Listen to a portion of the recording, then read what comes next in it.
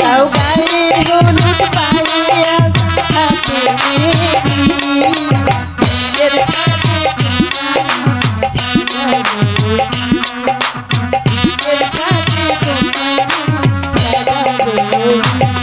ও দূর থেকে তার যাই বলে শাশুড়ি ননদি দাও গায়ে হলুদ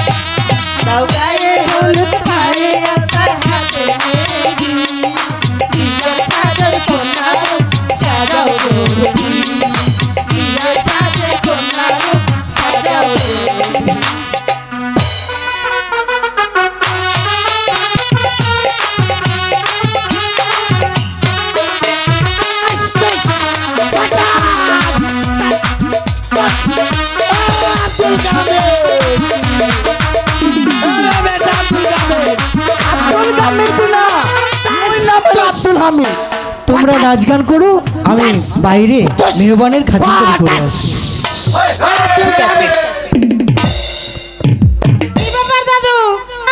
তোমরা কেডা? আরে আমরা পাত্রী সখী। ও তোমরা সখী? জি। তো এখানে কি করো? এই যে আমরা গেট ধরেছি, বরযাত্রী আসবে। তখন আমি কি করব? মালবাড়ি ছাড়তে হবে। ও মালবাড়ি ছাড়তে হবে? জি। তোমাদের কার রেট কত? এখানে রেটের কথা বলা হয় না, গেটের রেট বলো। ও গেটের রেট কত? গেটের রেট হচ্ছে 10,000। 10,000? আব্দুল হামিদ? আরে আব্দুল হামিদ নয়, ওর নাম হইছে আব্দুল হামিদ। আরে বেটা ওই তো এইটা গেটের দে কয়টা টেহা এনে তো। এই যে হলো, এই যে হলো, অনেক দূরে যাইছি, টাকা পয়সা খরচ হয়ে গেছে। এটা বললে তো চলবে না দাদু। রাস্তার মধ্যে হিজড়া আটকে রেখে দিছে সব টাকা। আরে হিজড়া আটকেছে সেটা আমরা দাদু তোমার কি বিকাশ নাম্বার আছে? পরে দিয়ে দিমুনে। না না না, আমরা নগদে হাতে কাটবো। আব্দুল হামিদ কয়টা টাকা দিয়ে দাও। আচ্ছা কি বাকিটা যদি লাগে ঠিক আছে ছেড়ে দে। বিকাশ নাম্বার দিয়ে দিমুনে। তোমরা বিকাশ ব্যবহার হলো না ইয়া ভাই ও মা গো আব্দুল কামিদ আরে মুই নাম আব্দুল কামিদ নাম আব্দুল হামিদ ওই বেটা হই যাই এ আব্দুল কামিদ আরে মুই নাম আব্দুল হামিদ ভাই এই দাম জিনিসপত্র বুঝাইয়া দাও এই আপনারা কেটে নেবেন মালামাল বিজাহিন দাও দাও ও দেখেন এনে সব কিছু আছে বুঝালন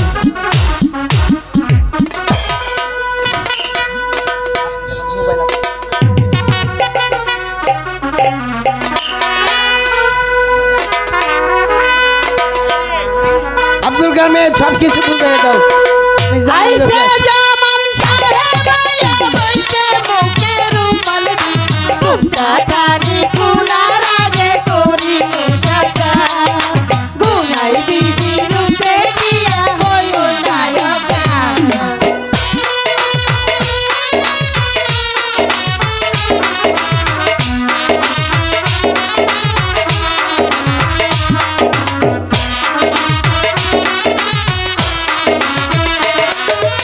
আমার বেটা টিপের বেটা সারু আনছে আটা আটা আলতায় আনছে গড়িয়ার পানি পায়ে লাগে না মনে করছে গরিব মানুষ কিনতে পারবো না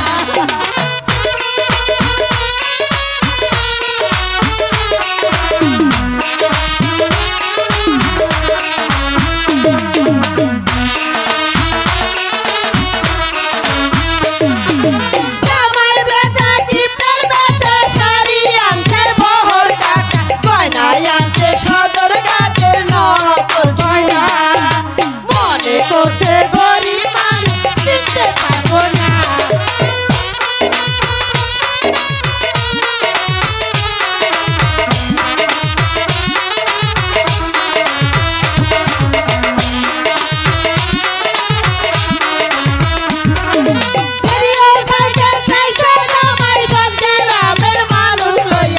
বদলে আইনা দিচ্ছে পিতলের হাড়ি যেমন জামার মুখে দিলাম পুগালি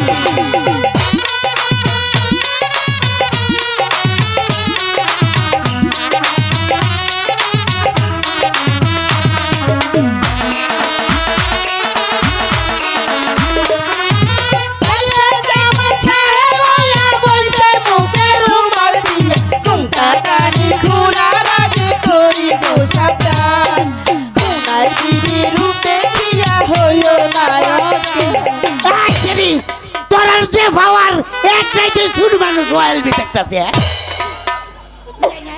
এই তোরা তো ঠিক কইরা বহ কথা তো কি হইছে এরম করো করে রাগো করে হলে দেরি হইব অন বিয়াটা ফরাইলাম আচ্ছা তাড়াতাড়ি দেখো একটা কি পাইতাছে এই যে বিয়া তো পড়ামো এই খালে কে তো অনুমতি লাগবো এই যে ভাই কালে এদিকে আসো বাবু সাহেব আয়োজন তো দেখতেছি রেডি এখন তুমি অনুমতি দিলে আমি বিয়াটা ফরাই দিই আমি অনুমতি আপনাকে দিলাম আপনি বিয়ের কাজটা সম্পন্ন করুন ঠিক আছে। বাইরে বরযাত্রীর জন্য খাবারের ব্যবস্থা করে দাও তাদের কিছু সেবা যত্ন ভালো করে করো তারপরে আপনি আমাকে ডাক দিবেন আমি তাদেরকে বিদায় আর মেহমান কম হয়েছে একটু রোস্ট টোস্ট ভালো করে আচ্ছা দিও ঠিক আছে এই আব্দুল কামিদ আব্দুল কামিদ না মুই নাম আব্দুল হামিদ ওইটাই এইটা হারাম যাবে ঠিক কই যাব মাইয়া দেহ আরেকটা ব্যক্তি মেরে বইছে এই বাড়িটা ভালা হারাম দাদা বেহে আছে রে এই আব্দুল কামিদ মুই নাম আব্দুল হামিদ আব্দুল কামিদ তো রোজু আছে তো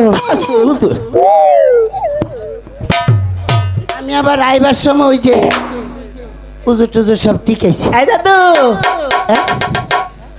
ও মাইয়া কইছে রে যে সই টিপ মারে দিলে তো আমার যৌবন থাকতে দিলে না রে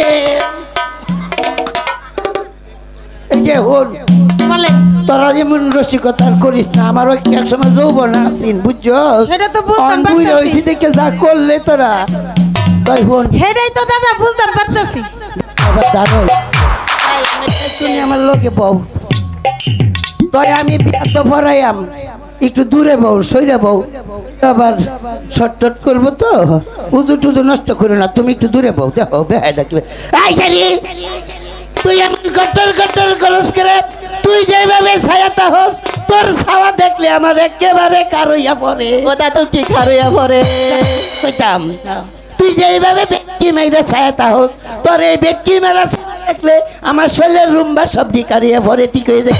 এটা তো ভাইয়া কইবা দেবার একটা কি করে বুঝতাম পারছি আরে ছেড়ে তুই যেভাবে আমার শরীরের নরম হাতে হাত মারো তোর এই আত্মারা দেখলে আমার একেবারে বাইর হইয়া পড়ে কইতাম গত বছর আমি মক্কা শরীফ থেকে হজ কইরাইছি আমার শরীরে ফাঁক পবিত্র আছে তোরা যখন আমার শরীরে হাত মারো তখন আমার চোখের পানি সব দি বাইর হইয়া পড়ে। বুঝতাম পারছি দাদু এলা বিয়েটা বড় তোরা শরীর হাত দিয়ে আমার এই আচ্ছা, শরীরের আচ্ছা। গরম আর করে দিতাম তুলিস না। না। তাইলে বিয়ার কামে জায়গা সময় কম এই যে হন বিয়ে পড়ানোর আগে মাত্র 2টা সত্য কি সত্য এই সত্যটি মান্য নিলে বিয়ে হইব নাইলে ভাবতাম না। আচ্ছা কও শর্ত আমার প্রথম সত্য হইল গিয়া স্বামী যদি রাগের বশবর্তী হইয়া বুঝতে পারতেছ নি বুঝতাম পারছি যদি বাড়ি মাইরা বউয়ের মেরুদণ্ড ভাঙ্গা ফালাই বউ কিন্তু রাগ করিয়া বাপের বাড়িতে চলিয়া যাইতে পারিবে না বলেন রাজি আছেন নি? এটা রাজি, মানি রাজি, না কেরে রাজি না?